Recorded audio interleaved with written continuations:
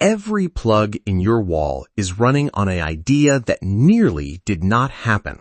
Not because the technology was too hard, not because the materials did not exist, but because the one man brilliant enough to build it was doing it completely by feel. No equations, no mathematical framework, just raw intuition and thousands of failed experiments in a rented lab in Manhattan. His name was Nikola Tesla, and the idea was alternating current. You learned AC circuits in your second year, impedance, phase angles, phasors, the way a rotating magnetic field induces current in a loop of wire. You probably found the phasor diagram slightly annoying. You passed the exam and moved on. Here is what you did not think about. You have the complete mathematical theory of something Tesla was building by instinct alone. He could feel that rotating magnetic fields were the key.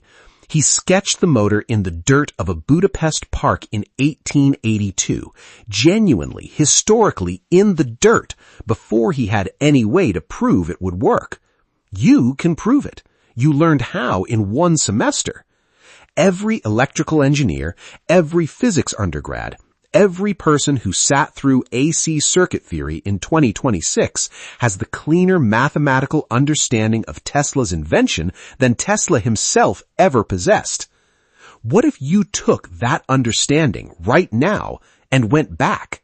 New York City, 1887. The streets of Manhattan are a war zone, and nobody is firing guns. The war is being fought with copper wire. Thomas Edison has blanketed Lower Manhattan with direct current power lines, DC, the kind of current that flows in one direction, steady and constant like water through a pipe. It works. It powers lights. It is real, and it is already running. Edison is worth millions, and he is not interested in changing anything. The problem with DC, the problem nobody has solved, is distance. DC power bleeds away as it travels. You cannot send it more than about a mile before it becomes too weak to be useful. To power a city with DC, you need a power station every few blocks.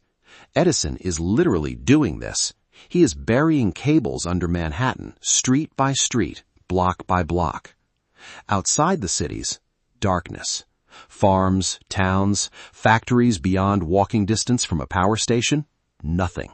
No electricity. Candles and gas lamps, the same as a century before. Tesla knows there is a better way. He's 31 years old, working in a small lab on South Fifth Avenue, and he is building something Edison thinks is impossible, a motor that runs on alternating current. Current that changes direction, back and forth many times per second. Current that can be stepped up to very high voltage, sent hundreds of miles down a wire with almost no loss, then stepped back down at the destination. The transformer, a device that can change AC voltage up or down, already exists. The transformer is waiting. The long-distance power grid is waiting. The entire electrified world is waiting.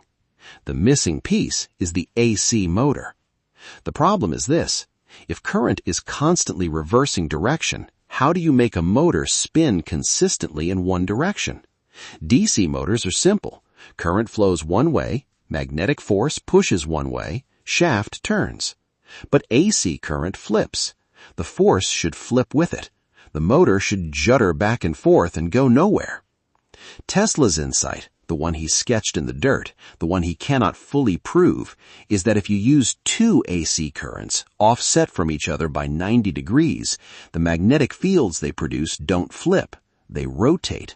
A smoothly rotating magnetic field that spins at the frequency of your AC supply, pulling a rotor around with it like a magnet chasing another magnet. He can build it. He is building it. But he cannot fully explain why it works to anyone, including his investors, because he does not have the mathematics.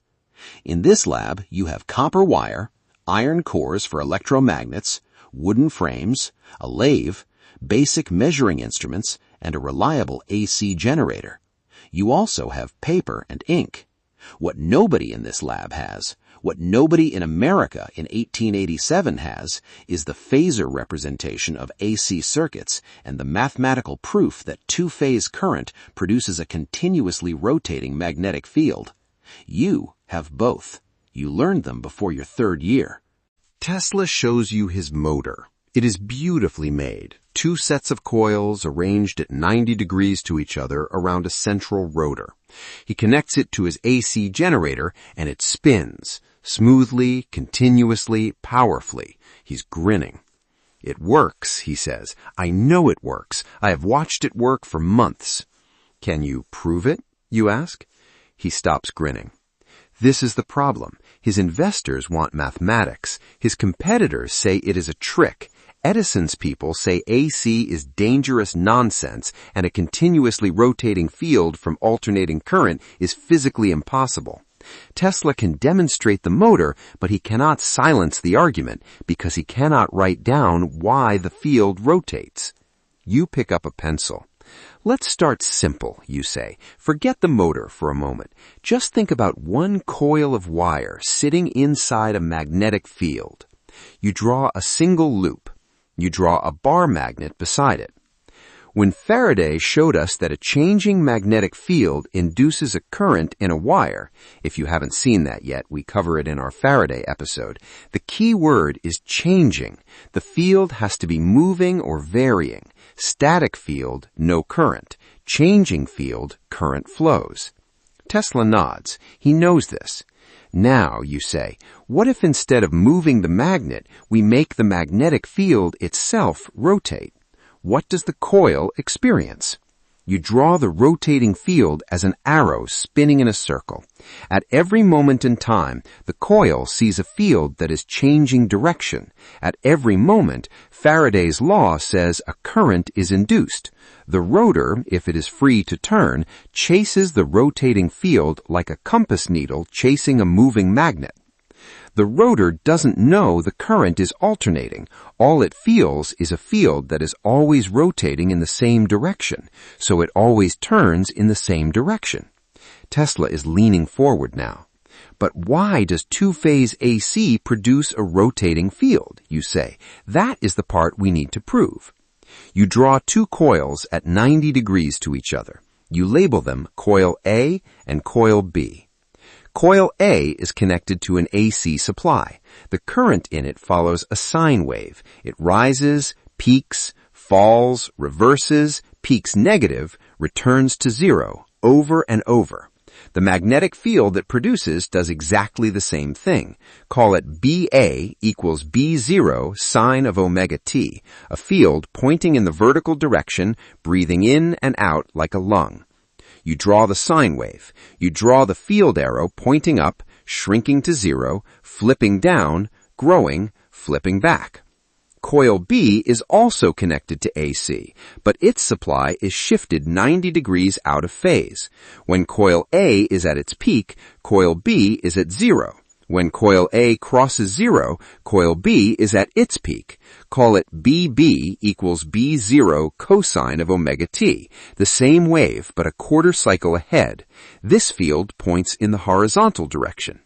You draw both sine waves on the same graph. They are identical in shape, offset by exactly a quarter period, one vertical field and one horizontal field. Now, add them together, you say. At every single moment in time, the total magnetic field in the space between the coils is the vector sum of these two. You work through 3 moments slowly. At time 0, coil A is at 0, coil B is at maximum. The total field points horizontally. You draw an arrow pointing right. A quarter cycle later, coil A is at maximum, coil B is at 0. The total field points vertically. You draw an arrow pointing up. Halfway through, coil A is at 0 again, coil B is at maximum negative. The total field points horizontally, but the other way, arrow pointing left. Do you see what is happening? The arrow is rotating, not flickering, not reversing, rotating, sweeping smoothly around a full circle, one complete revolution for every cycle of your power supply. The magnitude of the total field stays constant the whole time. It is not a field that flips, it is a field that spins. You write it out properly. The magnitude is always the square root of BA squared plus BB squared equals B0 squared sine squared of omega t plus B0 squared cosine squared of omega t equals B0 times the square root of sine squared plus cosine squared equals B0 times 1 equals B0. Constant. Always. The Pythagorean identity, sine squared plus cosine squared equals 1, is the reason the field rotates without weakening. The field does not pulse. It does not breathe. It is a fixed strength magnetic arrow spinning at the frequency of your power supply forever. Tesla is absolutely still. You tap the equation. Your motor works because of this identity. The two phases, offset by 90 degrees, produce a resultant field of constant magnitude that rotates at supply frequency. The rotor follows it the way iron follows a magnet. There is no juddering, no reversal, no problem. It is not a trick. It is trigonometry. Tesla picks up the paper. He reads it once, reads it again. Then he does something you don't expect. He starts laughing. Not the laugh of a man who's been given something, the laugh of a man who's finally been understood, who has carried an idea alone for 5 years and just watched someone else see it clearly for the first time. "I knew it," he says quietly. "I knew it was in there." You have just handed him the mathematical proof of the rotating magnetic field, the thing his investors need, the thing that will end the argument with Edison's engineers, the thing that will let him walk into George Westinghouse's office in Pittsburgh and say, "Here is the theory, here is the motor, here is why it works, and here is why it will power the entire country." It will. Within a decade, AC power will light the 1893 World's Fair in Chicago. Within 2 decades, it will be in homes across America. All of it waiting behind one trigonometric identity you knew since university. If your understanding of AC circuit theory, phasors, and rotating magnetic fields is solid, and it should be by your second year of a physics or electrical engineering degree, you just gave Tesla in 5 minutes what he spent 5 years trying to articulate. The knowledge that changes everything in 1887, you already have. The question is, do you know it well enough to actually use it? Because now you know what it was worth.